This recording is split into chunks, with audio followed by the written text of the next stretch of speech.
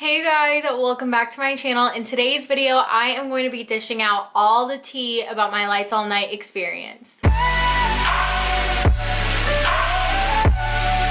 Welcome back, you guys. Holy crap, this is my first sit down video of 2020. We're filming it right here, right now. This is so crazy. I am so excited to be back. It's been a whirlwind of a past couple of weeks, you know. Honestly, since Christmas up until now, it's just been hectic craziness and whatnot. I went to Cabo for Christmas with my parents and with Ryan, and we had such an awesome time. We came back from Cabo and went straight to Lights All Night.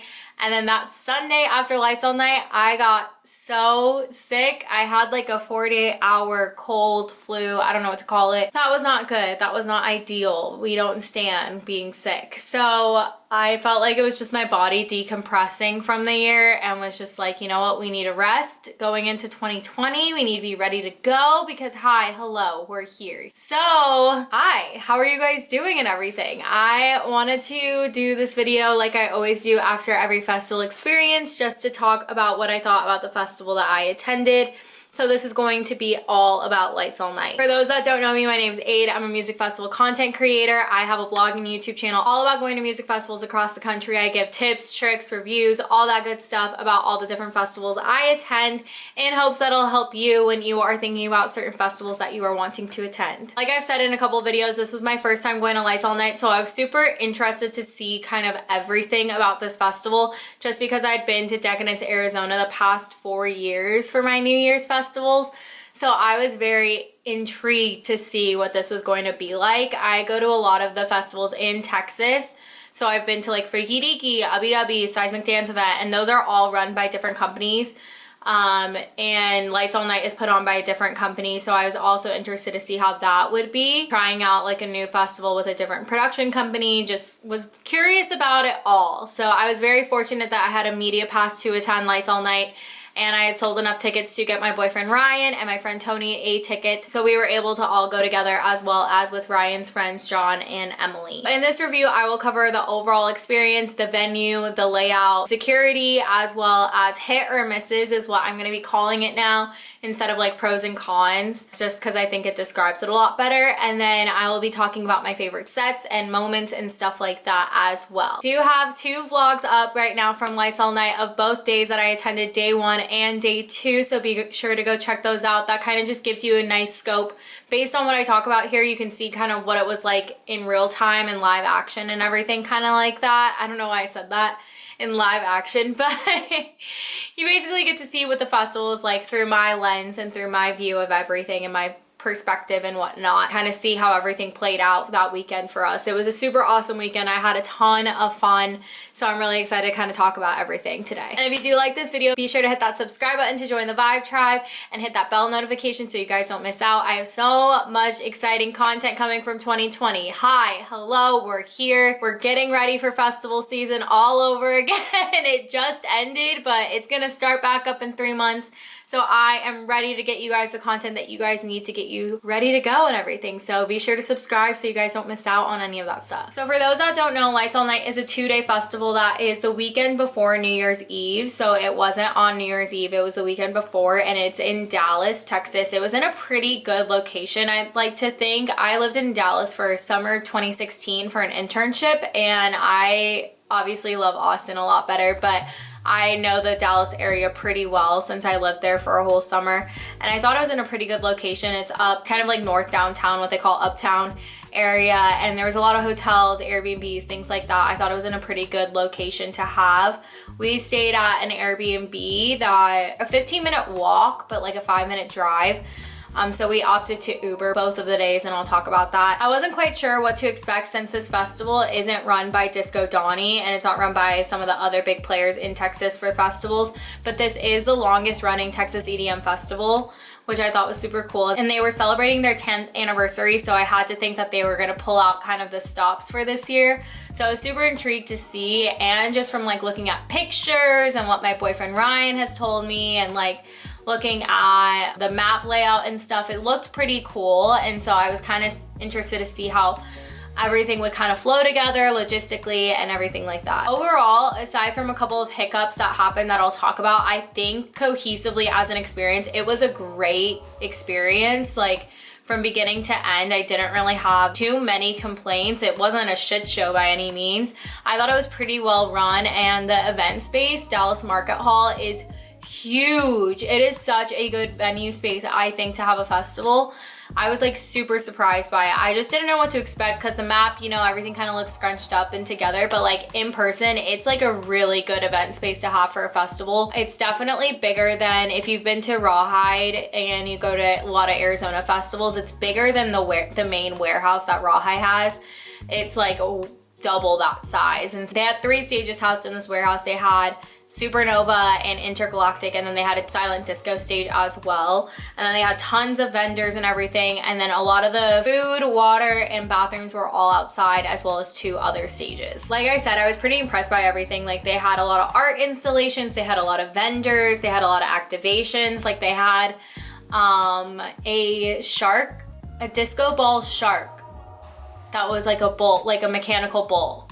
But it was like a mechanical shark that you could like ride on. I was like, what the heck? It was like sponsored by Mark's Hard Lemonade. And like there was like Bedhead had an activation. There was like tons of cool stuff going on, which I thought was super cool. I am always the type of person that like, I love the music and everything, but if you have like activations, if you have like ways for other people to get connected and stuff like that, like I'm all about it. I'm all here for it. So I really enjoyed seeing that kind of stuff and seeing people like engaging in all of that kind of activities and stuff like that. The crowd, you guys know I love my Texas fam. The crowd was always on point as always. I did hear someone get pickpocketed. I don't know if maybe that was like a thing. So like let me know if maybe you might have had an experience with that. I did hear someone get pickpocketed, but then I didn't really hear anything else about it. So might have just been like a one-off kind of thing, unfortunately, for that person. If you guys follow Rave Hackers, I just posted our collab today. So that is up today, being Sunday. So that video is up right now if you guys want to go check it out. But that was her first experience in a Texas crowd.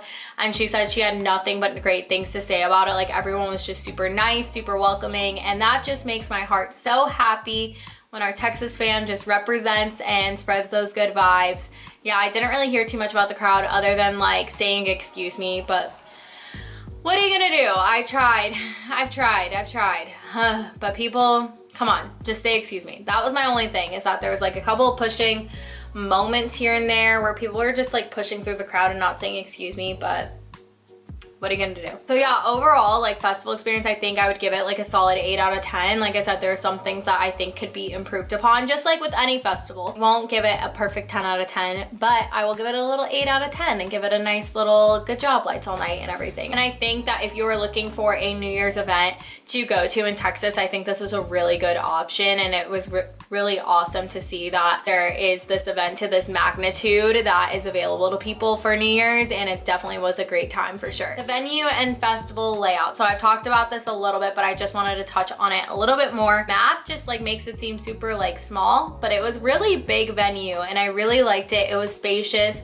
Even for the big headliners like Skrillex and Bass Nectar, like I was super worried about how packed it was gonna be, and there was still a lot of space. So that was super awesome. Definitely it was good that they had the capacity to handle those big headliners, and there wasn't any sound bleed between the 2 stages inside, unless there's like a pause or a break in say like a song or like a break between sets, like you might be able to hear the other stage. But like when both stages are going at the same time, you really cannot hear the sound bleed, which I thought was awesome. The sound, it was like insane in those warehouses. Like from any point you stood, it was still pretty loud. So I definitely had my earplugs on the whole weekend just to prevent any of that ear damage from that sound. And then I really liked their production. Like the production on main stage was like top notch. Like the visuals and everything was like super sick. Silent Disco had a disco ball wall, if you guys saw that in the vlog, and I was like living for it.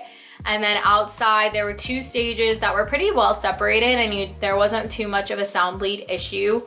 Like I said, the bathrooms and water were all outside. I think the water station moved on day 2, which I thought was like weird. Like I don't know why you do that, but there was rain on day 2 and some slight flooding.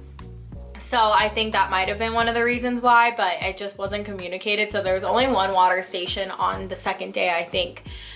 but there was 2 on the first day. And then they did have a lot of bathrooms, which I really appreciated. They didn't really get refilled with toilet paper or anything like that, which I was really surprised by.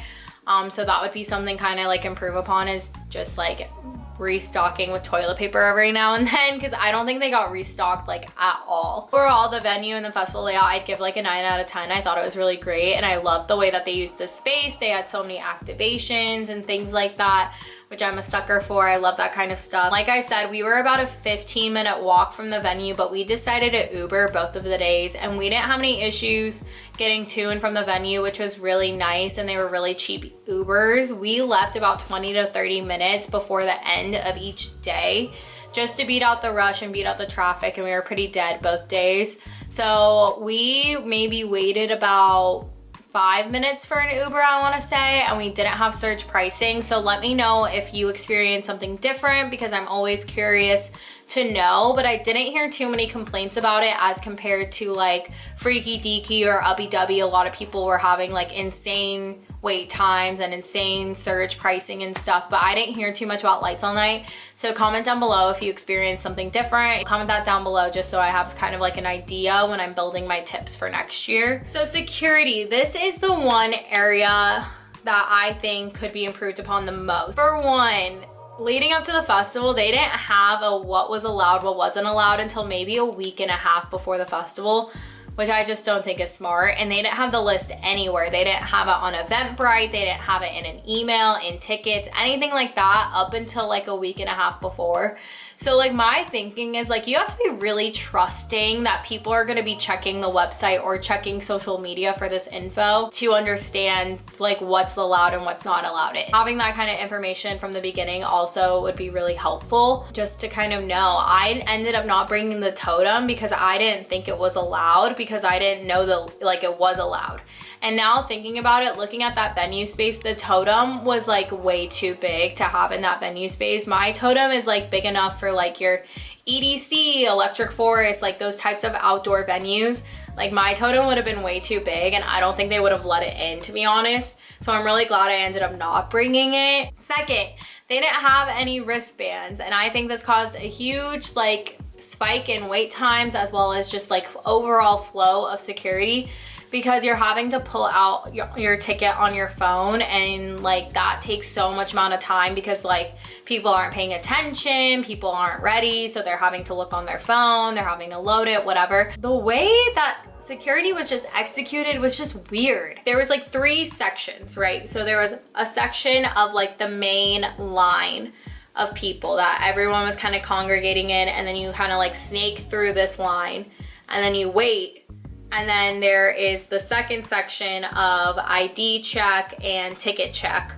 And then there's the third section of actual like digging through security, going through your bags and like getting the wand and going through metal detectors and everything. So there's these 3 sections.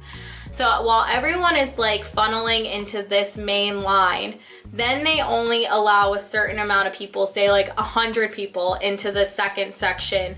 And then once those people, like once that line starts dwindling down, then they let them go to security to get checked out and everything, and then get let in. Which like in theory works really well, but when you're having things like scanning tickets and like not knowing what's allowed, what's not allowed in, this main line here gets so backed up, while these lines are like very small, like with a very small amount of people, because like something's holding it up. So there just wasn't like a constant flow continuously going, which I think was just causing like really long wait times and everything. In general, we maybe waited about like 30 minutes the first day, 20 minutes the second day. So it really wasn't that bad. Other than that, on day 2, we didn't really have any issues, except the girl didn't let me in with my media pass almost. Like I got to the line and I was like, oh, I have a media pass. And she was like, oh, like, you have to go in a different entrance. And I was like, no, like I'm allowed to go in this entrance or the VIP entrance, like either or. Like I have the email, like I don't know why you won't let me through. It's a media pass, it's lights all night. Like it literally says like everything you need. And she was just like looking around trying to get like a manager or like someone. And I was just like, I would just waited in line. Like I really don't want to have to like get out of line and then go all the way around to the VIP entrance. And so eventually she just like let me through, but that was like kind of weird. And then after that, everything was kind of fine. Until Ryan went through security. He had brought it's on a Hydro Flask water bottle like mine, but it's like a metal water bottle that like keeps your water cold and everything like that. So not a Hydro Flask, but like very similar. And I got let in with mine because I emptied out the water and I just didn't feel like having my camera shut off and I went to go check on it, and then I like tripped over my comforter somehow and just like face planted in my room. Hi, hello 2020, we love this, we're thriving. Anyway, long story short, I got let in with my Hydro Flask. Ryan did not get let in with his, and I should have brought up the list because it says like non-glass water bottles. So he ended up having to throw his away. So that was like a big thing of just like being consistent with what you're restricting from the festival and what you're allowing in. I know a lot of people also had issues with their goggles, that there's like, if they had spikes on them, they were getting tossed. And a lot of people were also saying like security would be like, oh, you can get goggles and like you have to buy the goggles inside, which does not make sense. This video is already so long. So I'm gonna just do some like hit or misses of things that I think could be improved upon. Some of the highlights, the hits, was the venue, the layout, production, art installations, the crowd. Those were some pretty good ones. And then some misses, like I talked about security. And then my last like big thing to talk about when it comes to this festival was like festival miscommunication, I guess is what I want to call it. So like I talked about on day 2, there was rain, and Texas has been having the worst luck with festivals in rain and random tundra and just whatever. The rain let up by the end of the night, so it was like fine. However, it caused like some flooding, some mud, things like that to the venue that they were like, okay, we're gonna push doors opening. So doors were supposed to open at 5:30 and then they opened at 6:30. And then they said that they were gonna do an updated schedule and everything. And so they sent out an updated schedule and everything was kind of pushed back maybe like 30 or 40 minutes. And there was gonna be a new end time of like 2 a.m. Because the festival is gonna end at 1:30 a.m. And so something was weird because when we got there, Gigi McGree was already on, and she was originally supposed to be on the old schedule, but then on the new schedule, she was gonna be pushed back a little bit. So I was gonna be able to see like her full set instead of missing it during my meetup and stuff.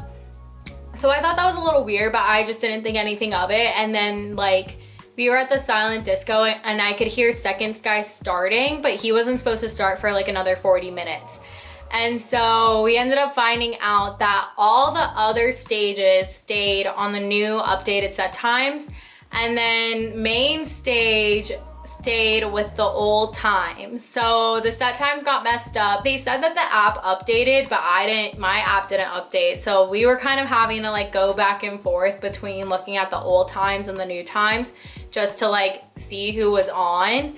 And so that ended up being that I missed like Liquid Stranger because I wanted to see Louis the Child and stuff like that. So I did see a little bit of Liquid Stranger, but I missed a lot of it because I saw Louis the Child, which no regrets or anything, but that did kind of throw some things off for I think a lot of people because that was a big day. I mean, Subtronics was on, Liquid Stranger, Bass Nectar, Louis the Child, Set the Sky. Like there was a lot of big people that day. Ended up seeing a little bit of San Holo, and I wasn't even planning on it just because that's how the times worked out and stuff. I'm sure there was like some festival logistics behind the scenes with like artists and stuff, because people are like planning like their travel and stuff around these set times and stuff. And so I'm sure there were some issues like that came up, but whatever. That is basically that on that. So let's talk about my favorite sets. I will say my favorite set of the entire weekend was hands down Louis the Child.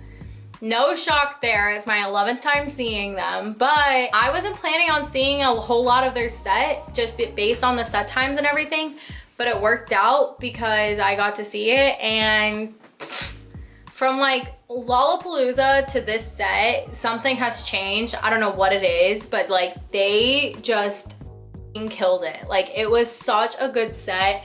It had a lot of their old stuff, it had a lot of their new stuff. They had some new twists, some new surprises, some new edits. I'm so excited for their set at Electric Forest because it's just gonna be so good. So if you guys have a chance to go see Louis the Child anytime soon, I highly recommend it. I think it's called the Here for Now set, I wanna say. That was the tour that recently happened. So good, oh, so good. My shoulder's kind of like messed up from face planting in my apartment. Some other sets. I told you guys how I was really excited to see Blossom because we went to college together. We were in the same sorority. She has that like bass house vibe. She works with night bass a lot of the time, which is AC Slater's record label, and they had a takeover on day one. That takeover was lit. 2, Blossom killed it.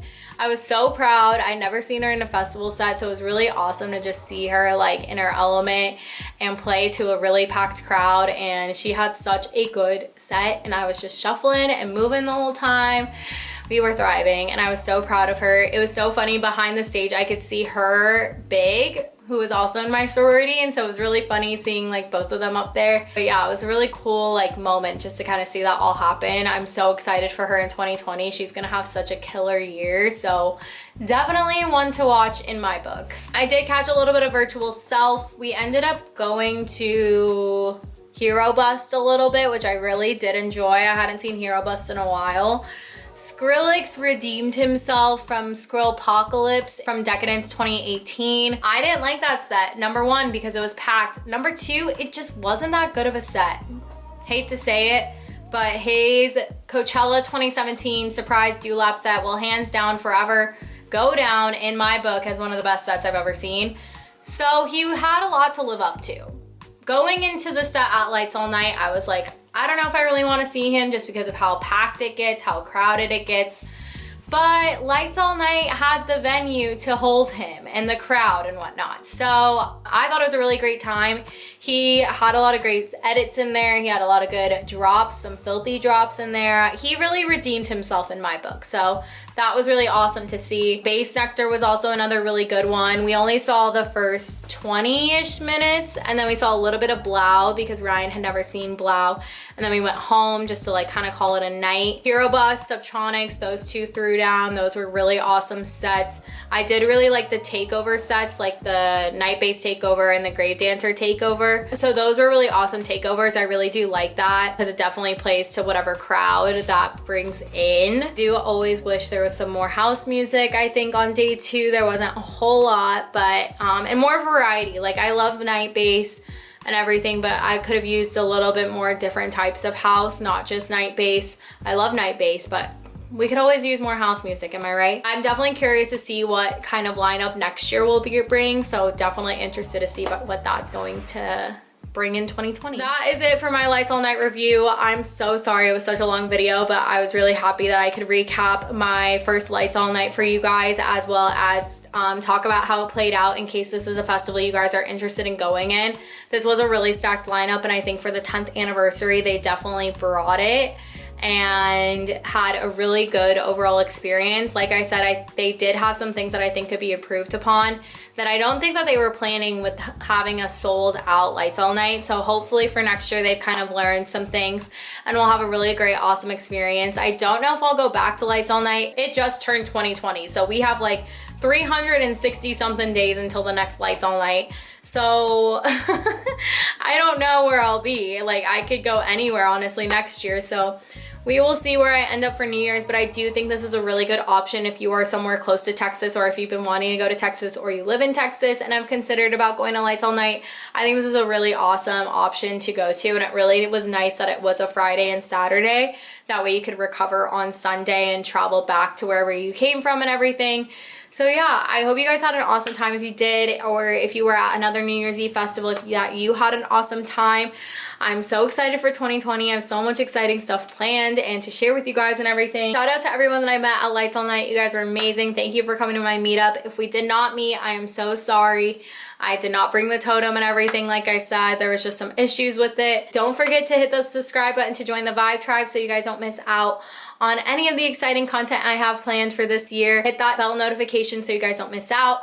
And yeah, that is it. I love you guys, and I will see you in the next one. Bye.